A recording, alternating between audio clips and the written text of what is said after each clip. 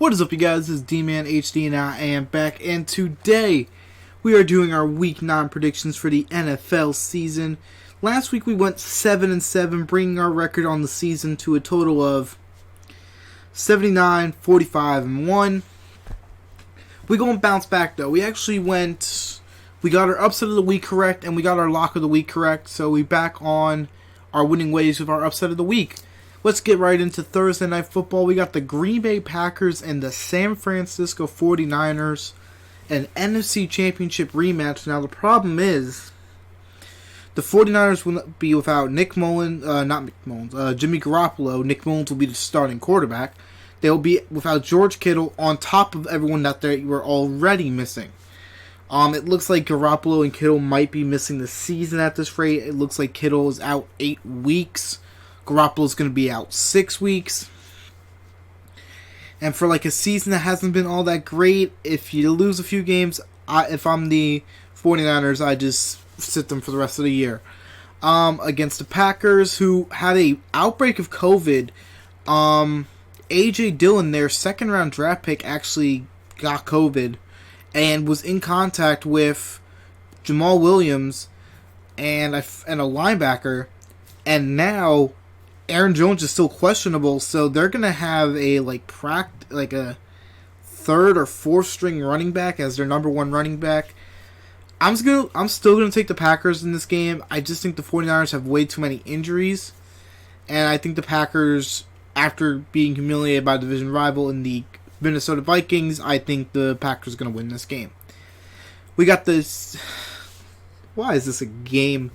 I know why it's a game, but why is this a game I have to predict? We got the New York Giants and the Washington Football Team.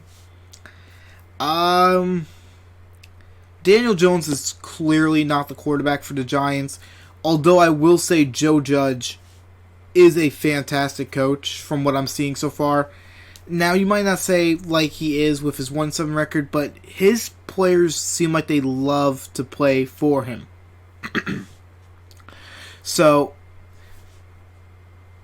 we got the football team and the Giants.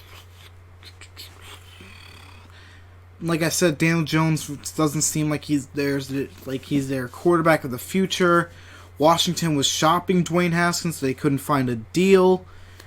I'm going to take the football team here. I think the defensive line of the football team just gets enough pressure, and Daniel Jones is going to throw a pick or have like 2 fumbles. I'm going to take the football team. We got the Bears and the Titans. Now, the loser of this game is going to be on a 3-game losing streak. And that's crazy. I mean, the Bears lost to the Rams 2 weeks ago, and then they lost to the Saints this past week. And the Titans lost to the Steelers, and then they lost to the Bengals. Both teams have something to prove. Chicago, if they fall to 5-4, it's a huge difference, like going 5-4 from 5-1. 3 straight losses is going to impact your team in any sense. The Titans might have gotten exposed being in a trap game, or might have just been caught being an overrated team that just got hot at the right moment. I'm going to take the Titans in this one. I do not think the Titans are that good of a football team. They are a good football team, but I don't think they're going to be a team that goes to the AFC Championship game, especially when they lost to the Steelers and they lost to the Bengals, and the Bengals can't really do anything right besides Joe Burrow this year. I'm going to take the Titans in this one, but it's going to be a close game. We got the Lions and the Vikings. Now, the Lions getting beat by the Colts last week, and the Vikings actually upsetting the Green Bay Packers. Dalvin Cook went off last week, and I think he can do something not the same extent, but like close to like what he did last week. He's not going to get 4 touchdowns, but he can get 2 touchdowns and maybe 100 yards. I'm going to take the Vikings in this one, actually. It's not going to be my upset of the week, but I like the Vikings over the Lions here. I like them being home. Granted, I don't think there's any fans in Minnesota. I forget which stadiums have fans and which don't. But I'm going to take Minnesota in this one.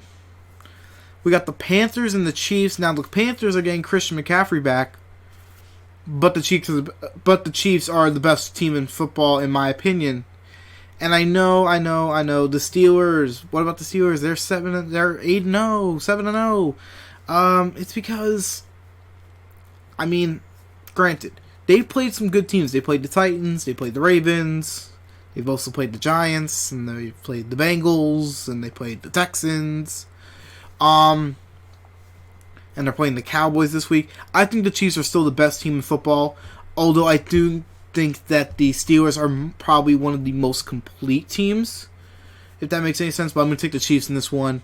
We got the Texans and the Jaguars. No Gardner Minshew for the Jaguars, so expect a big workload for James Robinson. I'm going to take the Texans in this one.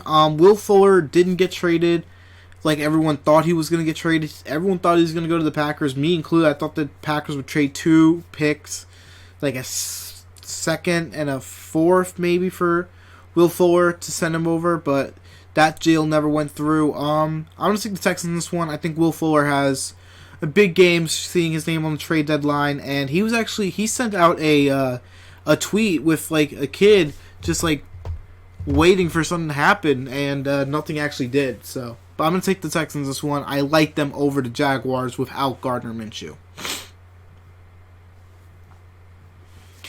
Next game, we got the Ravens and the Colts.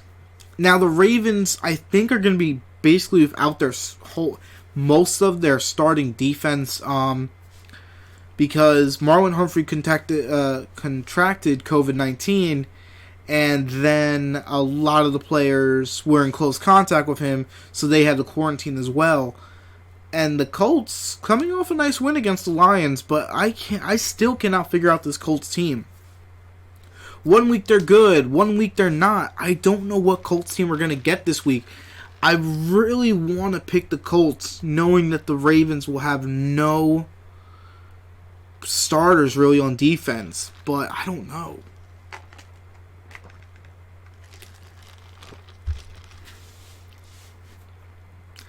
I'm going to take the Ravens in this one, just because I think they're the better football team overall, but I would not be surprised if the Colts did win this game. We got the Seahawks and the Buffalo Bills. Now, the Bills did something that they haven't done since 2016, and that is beat the New England Patriots. And they did something that they haven't done since 2011, and that's beat the New England Patriots in Buffalo. Buffalo comes back home, stays home, and they're going to host the Seattle Seahawks. Russell Wilson playing like the MVP of the first half of the season. Josh Allen's MVP candidacy kind of dimmered out after like weeks 5 and 6. And it probably kind of really died out with no touchdowns against the Jets. Zach Moss had a really good game against the Patriots. Stephon Diggs is second in the NFL, only 9 yards behind DeAndre Hopkins for receiving yards. I'm going to actually take the Bills as my upset of the week. The Seahawks are going to get Jamal Adams back, but their defense is just so hit or miss this year. Yes, they're getting Carlos Dunlap added to this roster, but I like the Bills in this one as my upset of the week. And this is going to be like a high-scoring game. Like expect like 30-27, 33-31, something in that area where it's going to be like a very, very close game. We got the Broncos and the Falcons. I'm going to actually take the Broncos in this one. Now, there are stories coming out of Denver that Von Miller should be coming back within 3 to 4 weeks. Me personally, unless you are really competing for like that one of those 3 wild card spots in the AFC, I would not put Von Miller back in to get potentially re-injure himself. Falcons did beat the Panthers last week, but, you know, and Takk McKinley is upset that he wasn't traded, even though, like, you know, he tweeted out saying the Falcons won't trade me, they've declined offers, and then he went on a tirade today on Wednesday saying, like, I want off this team, basically. I'm going to take the Broncos in this one. I think they're going to ride that momentum from beating the Chargers last week in a comeback victory, and they're going to beat the Falcons. We got the Raiders and the Chargers. I'm going to pick the Raiders. I like Justin Herbert. I think he's the offensive rookie of the year. You could make the argument that it's Joe Burrow. I think it's Justin Herbert the way he's playing. I like the Raiders in this one, though. They are a team to really watch in this AFC. They beat the Cleveland Browns, who everyone is considering to be a good team this year. And they went in, they beat them. They didn't even allow a touchdown. I'm going to have the Raiders winning this game. We got the Steelers, the 7-0 Steelers going to Jerry's World and playing the Dallas Cowboys, who... They aren't starting Ben DiNucci. I think they're starting Cooper Rush at quarterback this week. Yeah, do you hear that? Yeah, that's my lock of the week. I'm taking the Steelers to beat the Cowboys, and I think they do it pretty easily. If you have Chase Claypool, Juju Smith-Schuster, if you have the Pittsburgh Steelers defense, you're going to have a fun day in fantasy this week. We got the Dolphins and the Cardinals, and Dolphins are probably the most surprising team of the year.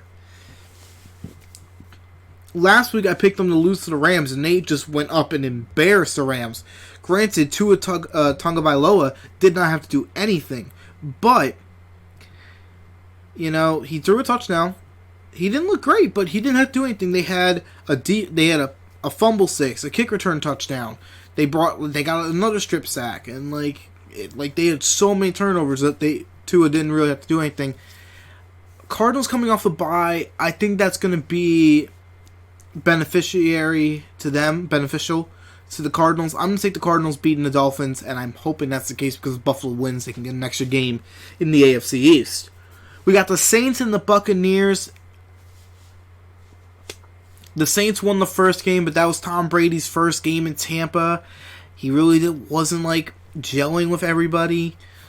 I think the Buccaneers are going to win this game, whether the Saints have Michael Thomas or not.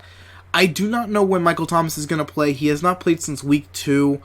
I haven't even looked at the injury report this week. I don't know if he's still nursing that hamstring injury or that ankle injury, but I think I'm still going to take the Tampa Bay Buccaneers. They are one of the best teams in football, and they're they might be my team in the NFC for the playoffs. Let me know if you guys want me to do a playoff prediction video next week as well. After week 9, we're halfway through. We have 8 games played for most teams, and we can see who I can have in the playoff picture, who I don't have in the playoff picture, and the seedings, and then I can possibly do a playoff prediction video with that. We got Monday Night Football, and we got the Patriots and the Jets, and I want to know who scheduled this game to begin with. The last time the Patriots faced the Jets on Monday Night Football, Sam Darnold was seeing ghosts. And both teams are underperforming, or maybe the Jets are performing at the right level that they were expected to play this year. New England's definitely underperforming. They've lost 4 in a row, including one to division rival Buffalo Bills last week. In a close game, Cam Newton does not look like himself. I watched that game, and there was runs where Cam Newton was running stiff. It was almost like he was jogging. He wasn't really running, hitting those holes. He was very cautious, and he wasn't taking any risks against the Bills last week. And the Jets are just the worst team in football. Sam Darnold got hurt again, but I guess he went back into the game. Honestly, this would not surprise me if the Jets won this game, in the sense of saying, everyone is saying New England's going to win this game. I'm picking New England. But I would not be surprised if the Jets won this game, and then New England lost out and got Trevor Lawrence, and everyone's worst nightmare comes true, and he's a New England Patriot. But I'm going to take the Steelers in this one. I think they're going to win this game. I picked them. I have their defense and fantasy for this week, so I'm hoping that I can get something good from them at least. Only time I'm rooting for New England this whole season. That's gonna be that's gonna be the end of this video, guys.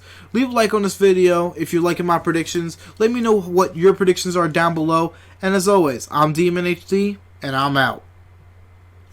Peace!